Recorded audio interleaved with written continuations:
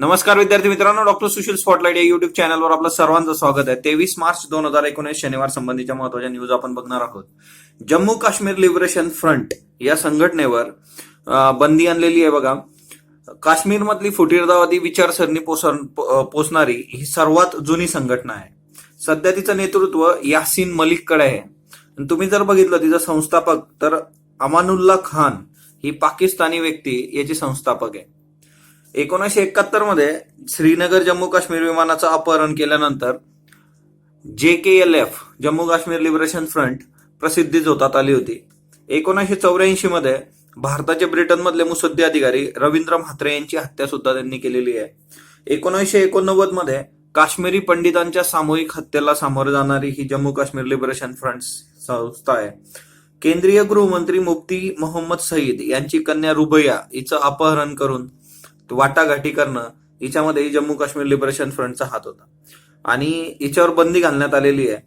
आता हे सगळं असताना दुसरी महत्वाची गोष्ट काय आहे की काश्मीरमध्ये म्हणजे महबूबा मुफ्ती यांनी म्हटलेलं आहे की यासीन मलिक यांनी कधीच दहशतवादाचा मार्ग सोडलेला आहे वगैरे, आणि पूर्ण जम्मू काश्मीर तुम्ही जर हिच्यावर बंदी आणली तर जम्मू काश्मीरच तुरुंगात रूपांतर होईल त्याचं वगैरे वगैरे। म्हणजे या गोष्टी तितक्याशा सोप्या नाहीये। स्थानिक नेतृत्वाचा सुद्धा यांना सपोर्ट आहे आणि अशा याच्यामध्ये केंद्र सरकारला वर्कआउट करत असताना याच्यामध्ये डिप्लोमॅसी खूप महत्वाची असणार आहे येत्या काळामध्ये। So Jammu Kashmir liberation front याच्या आधी एका संघटनेवर बंदी घातली होती 1 महिन्यातच, या दुसरी संघटना जिच्यावर बंदी घालण्यात आलेली आहे JNK मध्ये, आणि ती संघटना आपण बघितली होती। ती संघटना तुम्ही मला कमेंट बॉक्समध्ये सांगाल की कुठल्या संघटनेवर, फुटीरतावादी संघटनेवर बंदी घातलेली आहे। दुसरी महत्वाची गोष्ट, 23 मार्चला पाकिस्तानचा राष्ट्रीय दिन म्हणून साजरा केला जातो आणि या पाकिस्तानच्या राष्ट्रीय दिनाला आपण भारताने तिच्यावर बहिष्कार घातलेला आहे बघा। 23 मार्च पाकिस्तानचा राष्ट्रीय दिन, कारण काश्मीरमधल्या फुटीरतावादी हुरियत नेत्यांना त्याचं आमंत्रण देण्यात आलेलं आहे आणि त्याच्यामुळे 23 मार्च या पाकिस्तानच्या राष्ट्रीय दिनाच्या कार्यक्रमावर भारताने बहिष्कार टाकलेला आहे। सो हेही आपल्यासाठी महत्वाचं आहे। त्याच्यानंतर जेजुरीच्या खंडोबाला सूर्यकिरणांचा अभिषेक। आता तसं बघायला गेलं तर ही मिसलेनियस न्यूज आहे एकदम, पण तुम्ही जर राज्यसेवेचे पेपर बघितले तर एकदा पार्वती वगैरे त्यांच्या संबंधीचा प्रश्न आलेला आहे। तर जेजुरीचा खंडोबा आहे महाराष्ट्राचं आराध्य दैवत म्हणून बघितलं जातं आणि याला सूर्यकिरणांचा अभिषेक जे काही आहे, गाभाऱ्यामध्ये सूर्यकिरण पोहोचतात, तर ते सप्टेंबर महिन्यात 3 वेळा आणि मार्च महिन्यात 3 वेळा असं एकूण 6 दिवस जेजुरी गडावर किरणोत्सव होतो। तर ते एक लक्षात असू देत। हे मिसलेनियस तेवढा पुरतो आपला, डायरेक्टली याच्यावर प्रश्न येण्याचे चान्सेस कमी आहेत, पण तरी ते आपल्याला माहित पाहिजे। जैन हा धर्म असल्यामुळे त्या आधारे जात पडताळणी अशक्य आहे असं नागपूर खंडपीठाने क्लिअर केलेलं आहे। जात ही काही धर्माला समांतर नाही आहे किंवा धर्म ही जात होऊ शकत नाही हे स्पष्ट केलेलं आहे हायकोर्टाने। कलम 25 ते 28 हे अभ्यासणं आपण गरजेचं आहे की रिलीजन, फ्रीडम ऑफ रिलीजनशी संबंधित आहे बघा। आणि दुसरं म्हणजे मायनॉरिटी, जेव्हा अशा पद्धतीच्या न्यूज येतात तेव्हा आपल्याला जोडावं लागत, कारण जैन ही 6 एकूण धर्म मायनॉरिटीचे डिक्लेअर आहेत, त्याच्यामध्ये जैन हे 6वं आहे। मायनॉरिटी म्हणजे अल्पसंख्याक डिक्लेअर करत असताना संविधानामध्ये जे प्रोव्हिजन्स आहेत ते 2 प्रोव्हिजन्स आहेत। एक तुम्ही भाषेच्या बेसिसवर करू शकता, दुसरं तुम्ही धर्माच्या बेसिसवर करू शकता। धर्माचा विचार केला तर जैन ही 6वा धर्म आहे जे मायनॉरिटीमध्ये त्याला घेण्यात आलेलं आहे। आणि लँग्वेजच्या बेसिसवर बरेचशा या गोष्टी राज्य सरकार त्याला डिक्लेअर करत असतं अल्पसंख्याकता, तर हे तुम्हाला माहित पाहिजे। 6 अल्पसंख्याक धर्म कुठले कुठले आहेत, कुणाकुणाला तो दर्जा मिळाला आहे ते तुम्ही मला कमेंट बॉक्समध्ये सांगाल। 25 ते 28 ही कलम सुद्धा तुम्ही वाचणं अपेक्षित आहे, कारण याच्यामधून तर हे क्लिअर आहे की कास्ट सर्टिफिकेट हे जातीनुसार दिलं जातं, धर्माचा तिथं कसलाही संबंध नसतो। बुकमार्क मध्ये आज काही पुस्तकांनी त्यांचे लेखक आहे बघा, आपल्याला परीक्षांमध्ये हे विचारलं जातं। इन्कलाब नावाचं बुक आहे, Bhagat Singh on religion and revolution. Bhagat Singh यांनी धर्म आणि क्रांती याच्या संबंधी जे काही मतं मांडलेली आहेत त्याच्या संबंधीचे लेख S इरफान हबीब यांनी या पुस्तकामध्ये संग्रहित केलेले आहेत आणि भगत सिंग यांच्या दीर्घ लेखांचं संपादन आहे। आता याच्यामध्ये आपल्याला एक महत्वाची बाब येते की ज्या वेळेस आपण भगत सिंग बद्दल बोलतोय तर भगत सिंग बद्दल पुस्तक आलेलं आहे, तर इतिहासामधून तुम्ही पूर्ण क्रांतिकारी चळवळ अभ्यासणं अपेक्षित आहे।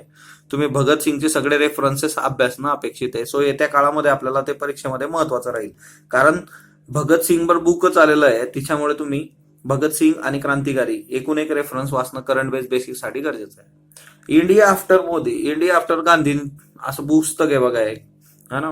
India after Modi, populism and the right Ajay Gudavarthy यांचं हे पुस्तक आहे. आता इंडिया आफ्टर मोदी हे असं म्हणणं चुकीचं आहे, कारण अजून 2019ची इलेक्शन आहे, मोदी आहेत त्या इलेक्शनला, तर इंडिया आफ्टर मोदी काय म्हणजे बेसिक मध्येच प्रॉब्लेम आहे. पण ठीक आहे, लिहिलंय पुस्तक. निवडणूक, the verdict, decoding India's election. आता पुढची 3 पुस्तकं आहेत जी निवडणुकी संबंधी आलेली आहे. 2019च्या निवडणुका समोर ठेवून भारतीय निवडणुकांचा इतिहास सगळा, त्याचा अनालिसिस. प्रणव राय आणि दोराब आर सोपारीवाला असे 2 लोक आहेत. दोराब आर सोपारीवालांचं स्टॅटिस्टिक्स आहे बघा, आणि प्रणव रायांचं अनालिसिस आहे. सो भारतीय इलेक्शन डिकोड करण्यासंबंधीचं हे पुस्तक आहे. त्याच्यानंतर नेक्स्ट जे आहे ते म्हणजे every vote counts, the story of India's election. Navin Chawla हे माजी मुख्य निवडणूक आयुक्त होते, यांनी हे लिहिलेलं पुस्तक आहे every vote counts, the story of India's election. त्याच्यानंतर the great march of democracy, S.Y. Qureshi यांचं हे पुस्तक आहे. सो अशी 3 पुस्तकं ही निवडणुकी संबंधी आलेली आहेत. तर आपलं काम करंट बेसिक मधून एवढंच आहे की तुम्ही इलेक्शन कमिशन संबंधी सगळ्या गोष्टी पॉलिटीच्या पुस्तकातून नीट वाचणं अपेक्षित आहे. येत्या परीक्षांमध्ये 101% प्रश्न विचारला जाईल. अजिम प्रेमजी, दातृत्वाचे दात म्हणून अग्रलेख आलेला आहे बघा लोकसत्ताला. जगातले 3रे मोठे दानशूर आहेत वॉरेन बफे आणि बिल गेट्स यांच्यानंतर आता अजिम प्रेमजी.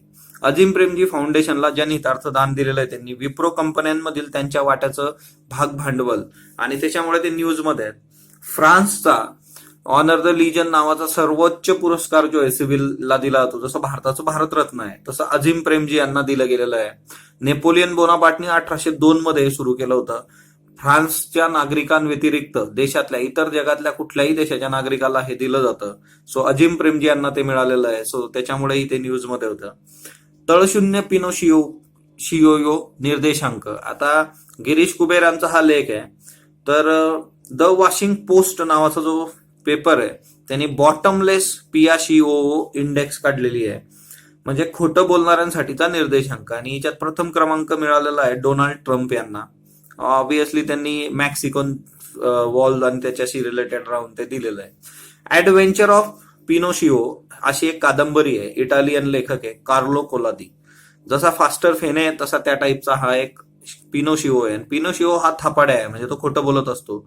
लहान मुलांसाठी ही कादंबरी आहे. आणि मग व्हेरोनिक स्मिथ यांनी या शतकाच्या सुरुवातीला पिनोशिओ पॅराडॉक्स अशी संकल्पना जन्माला घातली, आणि तिच्यामधूनच वॉशिंग्टन पोस्टने याला अजून मॉडिफाय केलं आणि तळशून्य पिनोशिओ निर्देशांक काढलेला आहे. सो हा एक न्यूजमध्ये आहे, आणि हे तुम्ही वाचू शकता आपल्या टेलिग्रामच्या ग्रुपवर. डॉक्टर सुशील स्पॉटलाइट हे टेलिग्रामचं आपलं चॅनल आहे, तिथे तुम्ही हा लेख पूर्णपणे वाचू शकता. अरुण ठाकूर यांचं निधन झालेलं आहे. आनंद निकेतन या प्रयोगशील शाळेचे संस्थापक आहे. नाशिकमध्ये त्यांनी ते स्थापन केलेलं आहे. मराठी शाळा वाचवण्यासाठी लढा उभारला होता त्यांनी. सहभाग त्यांचा बऱ्याचशा याच्यामध्ये आंदोलनात दिसून येतो. बाबा आढाव यांचं एक गाव एक पाणवठा, जाती तोडो आंदोलन, अंधश्रद्धा निर्मूलन समिती, आंतरजातीय विवाह, सफाई कर्मचाऱ्यांचे प्रश्न, नरक सफाईची गोष्ट या पुस्तकातून त्यांनी या संबंधीचा आवाज उठवला होता. सो अरुण ठाकूर यांचं निधन झालेलं आहे, आणि अशी लोक समाजातून जाणं समाजाला खरं तर परवडत नाही. पुढची न्यूज आहे बघा गौतम गंभीर संबंधी. गौतम गंभीर भाजपमध्ये प्रवेश केलेला आहे. आता कसं असतं की असे टिपिकल सेलिब्रिटी वगैरे थोडं लक्ष ठेवायचं. दिल्लीमधून लोकसभा निवडणूक लढवण्यासंबंधी गौतम गंभीरचा विचार आहे किंवा ते देऊ शकतात त्याला. फिचने भारताचा विकास दराच्या भाकितात घट केलेला आहे. मानांकन संस्था ही फिच 7% म्हटलं होतं आधी, आता ते 6.8% केलेलं आहे भारताचा विकास दर येत्या वर्षामध्ये. त्याची 2 कारणं त्यांनी दिली. निर्मिती क्षेत्रातील संत हालचाल आणि मंदावलेले कृषी उत्पादन, या 2 गोष्टींवर आपला विकास दर कमी होऊ शकतो 7 वरून 6.8%. 23 मार्च जे आहे ते त्याच्या संबंधी मी तुम्हाला न्यूज सांगितली की पाकिस्तानचा राष्ट्रीय दिनाच्या कार्यक्रमावर भारताने बहिष्कार टाकलाय. पाकला चीनकडून $2.1 अब्ज कर्ज मिळणार आहे बघा. पाकिस्तानची अवस्था अतिशय वाईट आहे. पाकिस्ताननी IMF मध्ये सुद्धा बेल आउट पॅकेज मागितलेलं आहे, आणि ते त्यांना देण्यासाठी त्यांनी कंडिशन्स सुद्धा टाकलेल्या आहेत. सो चीन पाकिस्तानला $2.1 अब्ज कर्ज सुद्धा देणार आहे, आणि द डॉन नावाचं तिथलं जे काही वृत्तपत्र आहे त्यांनी ही न्यूज दिलेली आहे. त्याच्यानंतर आपण मग आता पाकिस्तान बघूयात. पाकिस्तान मॅपमध्ये पाकिस्तान न्यूज मध्ये आहे, तर आपण पाकिस्तान बघून घेऊ. चायना आणि पाकिस्तान 2 देश करूयात आज. हा सगळा पाकिस्तान आहे बघा. म्हणजे तुम्ही इकडच्या याच्यात मॅपमध्ये बघितलं ते हे फार पटकन क्लिअर होईल. अफगाणिस्तान हा पाकिस्तान आहे. हा पाकिस्तान हा भारताला बॉर्डर करतो आणि अफगाणिस्तान हा इथं दिसतोय तुम्हाला, ही भारताला बॉर्डर आहे अफगाणिस्तानची. भारताला बॉर्डर करणाऱ्या देशांचं लक्षात ठेवायचं. बचपन MBA, बचपन B for Bangladesh, China, Pakistan, त्याच्यानंतर नेपाळ MBA, म्यानमार, भूटान आणि Nepal. So MBA sorry Afghanistan A for बचपन MBA लक्षात ठेवा. त्याच्यानंतर पाकिस्तान हा दिसतोय तुम्हाला इथं, गिलगिट इथं आहे बघा. ओके. इंडस इथं स्पेक्टॅक्युलर जॉर्ज फ्रेम करते म्हणून गिलगिट एक लक्षात ठेवायचं. जॉर्ज हे नद्यांचं हे आहे. त्याच्यानंतर सर क्रिक सीमारेषा तुम्हाला माहित पाहिजे बघा, ही इथं आहे. सर क्रिक सीमारेषा जी आहे ती न्यूज मध्ये होती काही दिवसांपूर्वी. सो पाकिस्तान भारताच्या मधला भाग आहे सर क्रिक सीमारेषा, हे एक लक्षात असू देत. आता तुम्ही जर याचं भौगोलिक बघितलं तर भौगोलिक मध्ये तुम्हाला गोष्टी क्लिअर होतील. इंडस वॉटर ट्रीटी बद्दल चर्चा चालू होती बघा. इंडस, झेलम, चिनाब, हे इकडं मग रावी, सतलज, बियास. आता राजा बना सुलतान असं लक्षात ठेवायचं बा. रावी, बियास आणि सतलज, राजा, बना, सुलतान या 3 ज्या नद्या आहे या भारताला त्याचं पाणी वापरता येतं. Indus water treaty. Indus, Jhelum, Chenab ह्या 3 ज्या नद्या आहेत तर वेस्ट साईडकडच्या, त्या पाकिस्तानला त्याचं पाणी वापरता येतं. त्याच्यानंतर खैबर पास. खैबर पास कालही मी तुम्हाला दाखवला होता. हा खैबर पास आहे पाकिस्तान आणि अफगाणिस्तानच्या मध्ये, तर ही एक गोष्ट लक्षात असू दे तिथं. त्याच्यानंतर थारचं डेझर्ट आहे भारत आहे. ओके. आणि द ग्रेट इंडस प्लेन इथं तुम्ही बघू शकता, इंडस नदीमुळे तयार होणार.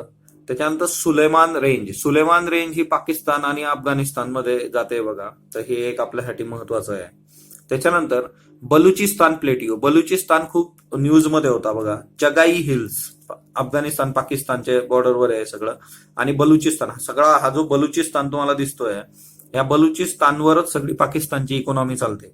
बलुचिस्तानमध्ये जी काही मिळतात संसाधनं, मिनरल्स आणि त्या सगळ्या याच्यावर पाकिस्तानची इकॉनॉमी चालते.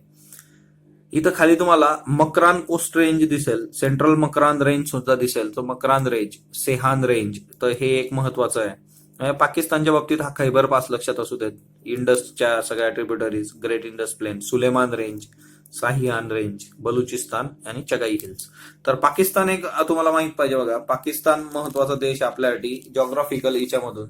त्याच्यानंतर पुढचा जो आहे तो चायना आहे बघा. चायनाच्या बाबतीमध्ये पण काही गोष्टी आपल्याला क्लिअर कराव्या लागतील की चायनामध्ये ह्या नद्या तुम्ही एक लक्षात असू द्यात. सांगपो ही कुठली नदी असते बरं? सांगपो म्हणजे कुठली नदी ती कमेंट बॉक्समध्ये सांगा बरं. सांगपो, स्वाल्विन, मेकॉंग, यांगतेज आणि हवांगहो. हवांगहो खूप महत्वाची नदी आहे इथली. आता तुम्हाला डायरेक्टली असं पण विचारलं जाऊ शकतं बघा, ह्या ओळीनीच आहेत असं जसा मॅप दिला आणि विचारलं की ह्या कुठल्या कुठल्या 1, 2, 3, 4 ओळखा. सांगपो, साल्विन, मेकॉंग, यांगतेज आणि हवांगहो. तर ह्या नद्या नीट लक्षात असू देत. दुसरी महत्वाची गोष्ट गोबी डेझर्ट इथं महत्वाचं आहे. हे गोबी डेझर्ट जे आहे ते मंगोलिया आणि चायना, मंगोलिया आधी चायनाच्या वरती नॉर्थला आहे बघा. सो ह्या 2 महत्वाच्या गोष्टी आहे की गोबी डेझर्ट मंगोलिया आणि चायनाला क्लिअर हे करतं, त्याच्या दोघा याच्यात पसरलेलं आहे. दुसरी महत्वाची गोष्ट इथं ती म्हणजे काय तर ताइवान. ओके. 1 स्टेट पॉलिसीमध्ये तो मेजर इश्यू आहे आणि गव्हर्नन्सच्या बाबतीमध्ये ताइवान आणि चायना हा 2 इश्यू आहे. तर ताइवान जे आहे ते ईस्ट एशियामधलं वेस्ट पॅसिफिक मध्ये लार्जेस्ट आयलँड आहे. हाँगकाँग आहे इथं खाली, ते पण एक लक्षात असू देत. आता हा ईस्ट चायना सी आहे आणि वरती सी ऑफ जापान आहे बघा. नॉर्थला जो आहे हा सी ऑफ जापान आहे, खाली ईस्ट चायना सी आहे. कोरियन बे आहे. त्याच्यानंतर इथं येलो सी आहे. तुम्हाला सी कुठले कुठले काय आहे ते सगळं माहित पाहिजे इथं, तर ते आपल्यासाठी महत्वाचं. गल्फ ऑफ पोहाई आहे. गल्फ ऑफ टोकिंग इथं तुम्हाला gulf of talking, Pacific ocean आहे हा सगळा, हा ना. तर चायनाच्या बाबतीत या नद्या लक्षात असू देत. दुसरी महत्वाची गोष्ट गोबी डेझर्ट. कुनलुन शहाची रेंज आहे ती तुम्हाला माहित पाहिजे, ही इथं आहे बघा कुनलुन शहा. तिबेट हा एक भाग आहे. तिबेटचा पण इश्यू असतो, तर तिबेट हे इकडच्या साईडला आहे, तर ते तुम्ही एक लक्षात असू देत. सो चीन आणि पाकिस्तान हे 2 देश आपण केलेत. डॉक्टर सुशील स्पॉटलाइट या युट्यूब चॅनलला तुम्ही जो प्रतिसाद देता त्याबद्दल मी आपला आभारी आहे. चॅनलला लाईक करा, शेअर करा, सबस्क्राईब करा. जर तुमचे काही सजेशन असले ते कमेंटमध्ये नोंदवा. धन्यवाद विद्यार्थी.